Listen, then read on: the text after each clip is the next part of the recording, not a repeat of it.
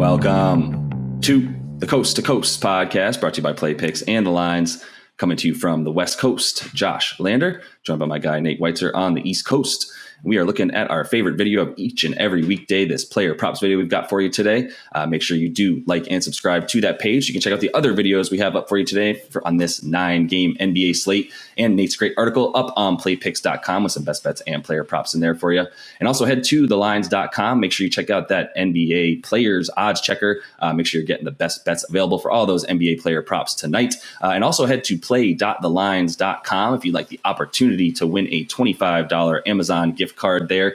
Head to that NBA Daily Pick'em Challenge. Get all of those correct, and we'll send out that $25 gift card to everybody who gets all of their picks right. And as always, if you do still need a FanDuel or DraftKings account, head to ftpicks.com or dkpicks.com and find those listings in your area, such as what we've got for tonight's play props. Nate, let's get into it. Yeah, I'm going to start with the MVP frontrunner, Mr. Nikola Jokic, back on top in terms of most projections.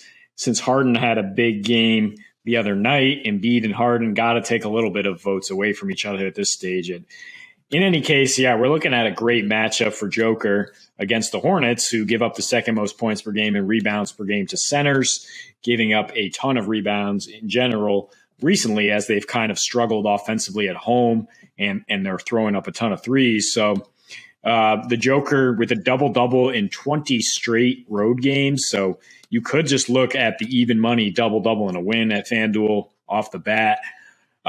His props are a point or a rebound off at FanDuel or DraftKings, and you kind of get a safer pick for about minus 120 at DK versus close to even money at FanDuel to go up. So if you have an account at both, you can decide where you want to go there. But 27.5 points would be the high end, 40.5 rebounds at the even money there.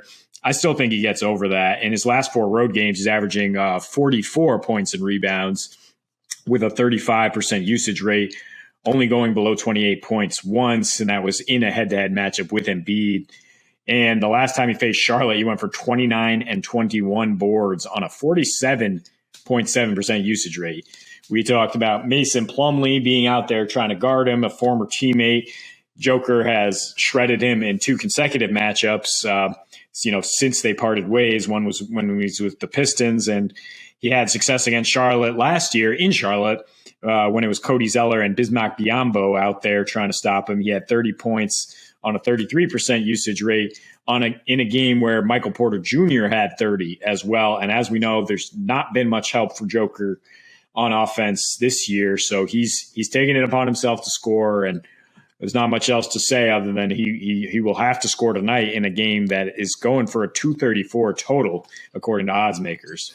Yeah, and I mean, honestly, we both like a bit of the under on that one, as we mentioned in the game video, which means we also like, one of those the reasons we like that is because of Denver's number 1 3-point defense on the road, which would lead to a lot more misses, which would lead to a lot more boards. And I think that, that's where you look for the Joker. He has scored 28 or more in his last, I believe, 4 road games. So, he's definitely taking on that load on the road. A 47.7% usage rate. I don't think I've ever heard of that in my entire life of watching the NBA. That's half the shots that his team takes. So that's wild, but also unsurprising as he is far and away what they need right now. And I love it because I also, while I have them winning that division at plus 600, I also hit him to win that MVP at plus 300.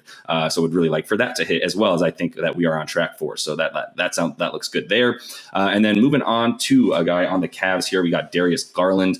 He's been money as of late. Definitely a good guy to smack some of his props here in terms of either points or assists or both. And his points tonight against the lowly Orlando Magic are 24.5 points, minus 112 at FanDuel, or you get those points and assists combined 34.5. I really like the points and assists as well because I do expect him to get 10 assists at least tonight. In his last 9 home games, we're talking about 25.5, 10 assists a game. That usage rate up to 29% as the Cavs continue to kind of miss a couple guys, including Jared Allen. And that even included in that time frame a 17-point dud that he put up against Toronto Toronto. Unsurprising as good as Toronto's playing on defense, but still those numbers in those last 9 staying as high as they are with a dud in there is really impressive. His last 2 versus Orlando, unsurprising, not a very good team. 25.5 points a game, 10.5 assists per game in that time frame, playing against those really, really young guards like Cole Anthony. And Orlando is allowing the second most points per game to point guards over the last 30 games, and allowing 30 points per game to point guards in their last 7 as well, including that Kyrie 60 piece in there. So plenty of reason to think that a guy like Garland plays similar to Kyrie in a lot of ways, is going to be capable of getting his in the lane and from deep tonight against the Magic. Yeah, I mean, just looking at the shot attempts from Garland, they just have skyrocketed as the Cavs have played more with more pace and not stopped people nearly as much as they continue to lose guys. Since Jarrett Allen went out, it's been pretty consistent. And we've been looking at overs with them in general. It's usually because Garland's keeping their offense flowing. So I would consider that again tonight, a total of 215. I don't know how much Orlando's going to be able to score in Cleveland, but the good way to target the Cavs offense is to just keep rolling with Garland. Going with a bit more of an obscure pick here for the second one, O'Shea Brissett on the Pacers, because it is losing time for Indy, or, they were officially eliminated recently. So they've decided to rest a lot of guys. Brogdon is going to be out tonight with rest, along with Chris Duarte, Goga Bitadze, who's their backup center, and Isaiah Jackson, who's their backup, who's been putting up numbers. He's expected to sit again tonight. So it's going to be a lot of Brissett and Justin Anderson, former Sixer, who have both pretty much been guaranteed 35 minutes in their last couple games, even though they lost those games by about 30, 40 points. So that's where you go when you have a Hawks team that's pretty damn bad on defense on the road, 26th in defensive efficiency, also allowing the 8th most paint points in those road games. They have a 117 defensive rating in their last 8, which started with a 132-129 home win over these Pacers. Brissett only had 15 points. I mean, he only played 29 minutes in that game because he got into foul trouble. As long as he stays out of foul trouble, he's only looking at a prop of 13.5 points, where he's coming off a 21-point performance in a 30-point loss to Toronto, which is one of the best defensive teams out there. He's still averaging 15.5 and nearly 9 boards in somewhat limited minutes over a 9-game stretch, because those other guys were in there. He was playing 5 minutes fewer per game, also had some rough outings against Memphis and Cleveland. Good teams, but in his last 3, getting 35 minutes and scoring 15, and also getting 5 steals and 2 blocks in that span. I would look, along with 20.5 points rebounds, I have no problem with that versus just the straight points. For him to get 2 steals or blocks, I think is a decent pick here. Just the way Atlanta plays is fast and loose, and on the road, they're not nearly as efficient. So Indy at home with Brissett capable of playing 40 minutes if he can stay out of foul trouble. I think you can take his props across the board. Sure. Yeah, no, I'm with it. Some people are now learning about O'Shea Brissett as we're talking about him. He is a nice player. And to your point, if they're not going to have anything going right now in terms of, other players on offense, the man only needs 14 points. I mean, they put up 91 in their last outing there against the Hornets, as we mentioned in that game video. So there's plenty of reasons. Also, just a quick one. There's only 2 players in the NBA with the first names that start with O. O'Shea Brissett is one of them. What about as we all know? So that's also something he has going for him. Otto Porter, the only one currently as well. Okay. So just wanted to throw that out there so you all can get a little bit more familiar. And OG, yeah, that's more of a nickname. But anyway, we'll move past that. So Omar, last prop for today, DeJounte Murray, another guy who, like Garland, has just been crushing his props. I don't know where you even got that. Great rate. What's your source? Oh, Omer, that's right. It's yurt season. I totally forgot. Now we're just going to... Okay. Just looking it up. Not many players named O, but yeah, we got 3 right now. Not a big deal. He's going to hit his props tonight, but DJM, our guy DeJounte, has continued to light it up for the Spurs on a team that, they've got a team total tonight of a 120.5 for the Spurs. So, there's reason to think that points are going to be scored against an awful Rockets team.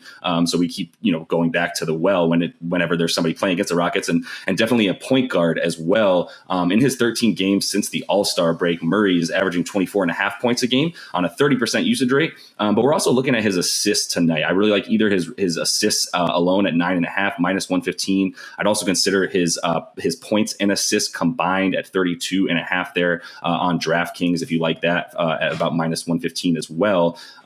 He gets more assists per game on the road this season, 10.6 in his last 10 roadies in terms of assists there. In 3 versus Houston this season, unsurprisingly, 23.5 points a game, 7 boards, and 10, almost 11 assists per game in that time frame. Houston, they're bad on defense. They allow a ton of points at home, 118 or so, 117.5 points a game on the season that they're allowing. And they give up about 25 assists per game at home as well, allowing about 56.2% field goal percentage on 2-pointers to their opponent, which is where we know DeJounte will be taking a lot of his shots as he's going to continue to get into the lane. And he's much bigger than all these Houston guards as well, which should bode well for his ability to get his shots from anywhere inside 3-point line, as well as continue dishing. I definitely think he gets those 10 assists at minus 115. So I think that's my favorite bet. But if you want to add the points in there as well, I have no qualms with 32.5 points and assists combined either. Yeah, the league high percentage on twos is key against the Spurs, who basically don't even shoot threes. They score the highest percentage of their points inside the arc, and Murray is the engine that makes that go. Rockets, giving up the 5th most assists per game to point guards on the year. That's spiked all the way to 10.3 per game in their last 7 games. They're playing Jalen Green a lot now just to see what he's got. And as you mentioned, he doesn't necessarily have the size or defensive experience to deal with Murray. And the Spurs have a 120 total here as they go on the road. So with Murray posting the 5th highest assist rate in the league, getting a lot more dimes on the road, I would start with the assists, but I have no problem combining it with the points against this Rockets team. Yeah, absolutely. Big night for DJM, for DeJounte tonight expected. So that is all the time we have for you in this one. Make sure you are liked and subscribed to that page. Check out those other couple game videos we have up for you tonight on this 9-game NBA slate. And until we see you next, happy betting.